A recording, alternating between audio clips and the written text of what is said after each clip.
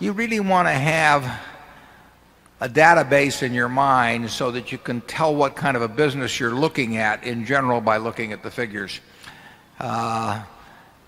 It's far overrated. We never look at any analyst reports. I mean, I don't think if I read one, it was because the funny papers weren't available.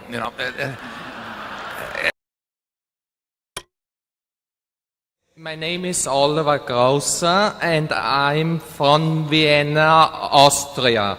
My question has two parts. So the first part is, how do you get a few excellent investment ideas to be so successful? Do you read any special newspapers or industry magazines? Or do you visit the headquarters or any subsidiaries of companies? And which sources of information, like books, for example, Value Line, Standard & Poor's, Moody's, databases like Reuters, Bloomberg, DataStream, annual reports, internet, and so on, do you use to get the right impression of a company?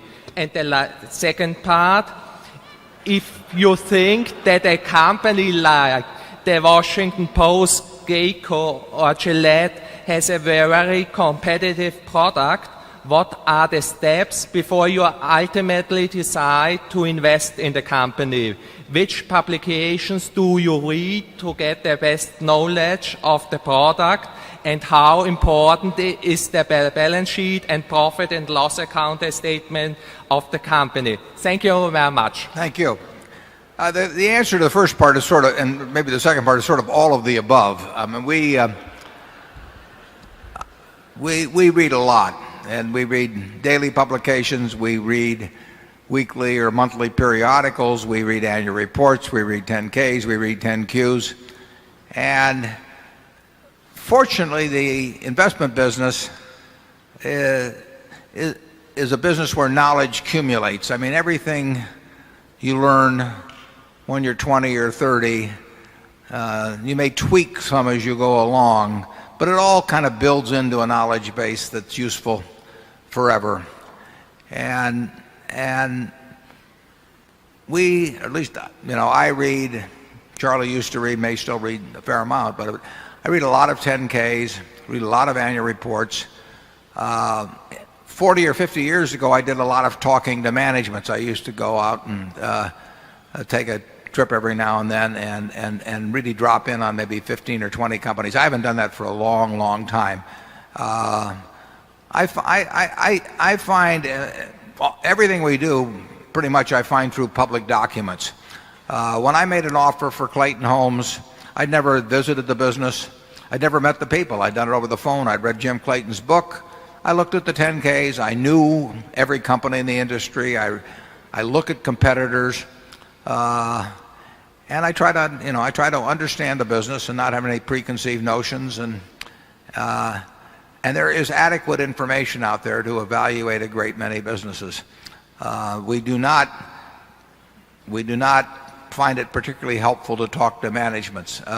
Managements frequently want to come to Omaha and talk to me, and they usually have a variety of reasons that they say they want to talk to me, but what they're really hoping is we get interested in their stock. That never works. Managements are not the best reporting. In most cases, the figures tell us more than a management does. So we do not spend any real amount of time talking to management. When we buy a business, we look at the record to determine what the management's like, and then we want to size them up personally, as I said earlier, whether they will keep working. But we don't give a hoot about anybody's projections. We don't even want to hear about them in terms of what they're going to do in the future. We've never found any value in anything like that. But just a general business knowledge, what we've seen work, what we've seen has not worked. There's a lot you absorb over time. Charlie? Yeah, the more basic knowledge you have, I think the less new knowledge you have to get. And the game is a lot like that fellow that plays chess blindfolded. He's got a memory of the board and everything that happened before, and that enables him to do the next move in a way he never could if you just showed him the board mid-game cold. And so and in terms of what publications, I don't know, Warren, I would hate to give up the Wall Street Journal. Oh, you'd also hate to give up the Buffalo News.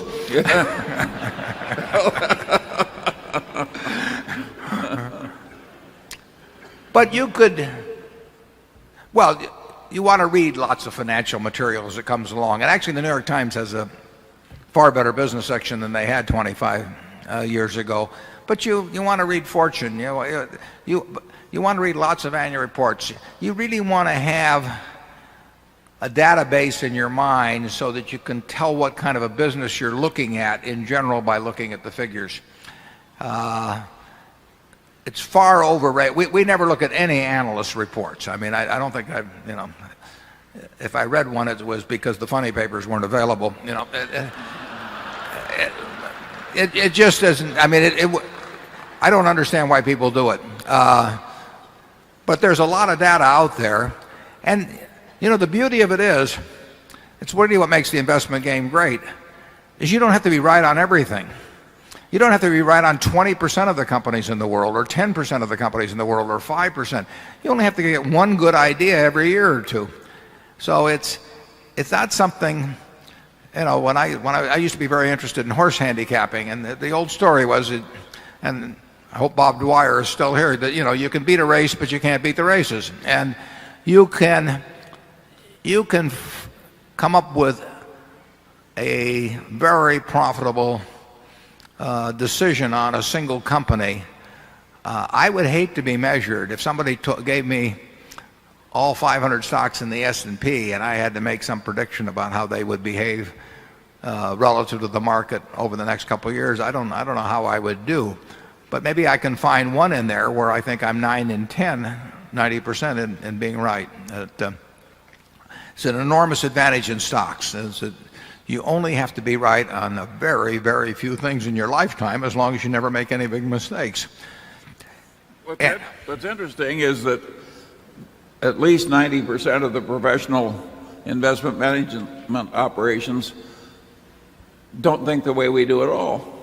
They just think if they hire enough people, they can be better at determining whether Pfizer or Merck is going to do better over the next 20 years, and they can do that stock by stock all through the 500 and have wide diversification, and at the end of 10 years they'll be way ahead of other people, and of course they won't.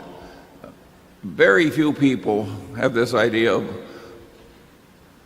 searching for just a few opportunities. Yeah, you wait for the fat pitch. Ted Williams wrote about that in a book called The Science of Hitting. He said the most important thing in being a good hitter, is to wait for the pitch in the sweet spot, basically. I've always said that the way to get a reputation for being a good businessman is to buy a good business. It's much easier than taking a lousy business, and showing how wonderful you are at it, because I haven't seen that done very often. Number two.